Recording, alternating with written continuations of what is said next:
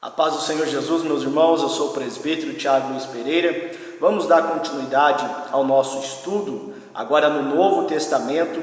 Já falamos da biografia dos evangelhos, o histórico do livro do Atos dos Apóstolos, que também pode ser chamado Atos do Espírito Santo, e agora vamos falar a respeito das epístolas paulinas, ou cartas paulinas. Epístola e carta têm a mesma conotação.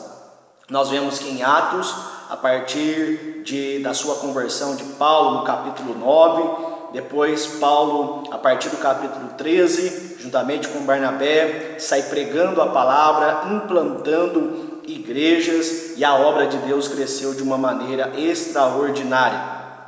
Então, nós vemos em Atos ali a primeira, a segunda e a terceira viagem missionária do apóstolo Paulo, e depois, por último, a sua prisão em Roma. Neste período que Paulo viajou, pregou a palavra, implantou igrejas, depois ele ouvia algumas perguntas, algumas questões que deveriam ser resolvidas nas igrejas aonde ele havia plantado. Então Paulo ele pega ali os seus materiais e vai escrever cartas, epístolas endereçadas a estas igrejas. E agora, então, nós temos as epístolas paulinas, as cartas de Paulo, que vai ali de Romanos e vai até também a carta a Filemon. Então, nestas cartas paulinas, Paulo ele vai falar um pouco da sua história.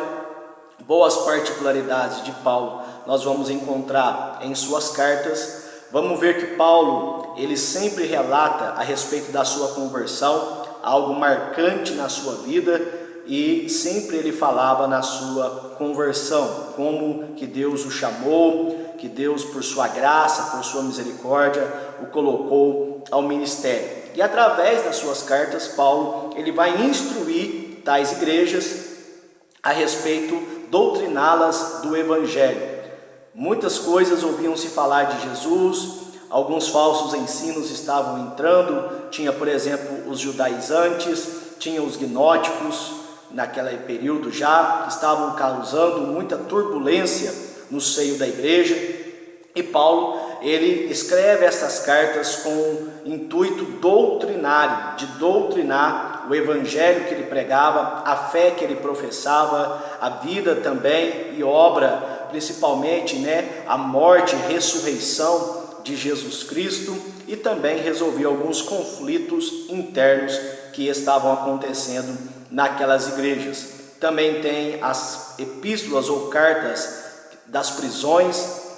Quando Paulo ali estava preso, mesmo estando preso, Paulo não parava. Paulo ele escrevia, ele mandava cartas por intermédio dos seus cooperadores, era um homem muito ativo na obra de Deus, e nós temos essa riqueza de 13 epístolas paulinas no cânon sagrado da nossa Bíblia Sagrada, a qual serve como doutrina para nós nesses dias e para o restante dos nossos dias, até a volta de nosso Senhor Jesus Cristo. É interessante também dizer que Paulo também, dentro das suas cartas paulinas, tem as cartas das suas prisões, que ele escreveu quando estava preso, e tem cartas também que é chamada cartas ou epístolas pastorais, a primeira e segunda carta a Timóteo e também a Tito. Nestas duas cartas nós temos o parâmetro para o obreiro da obra do Senhor, o obreiro chamado, vocacionado, que aspira o ministério.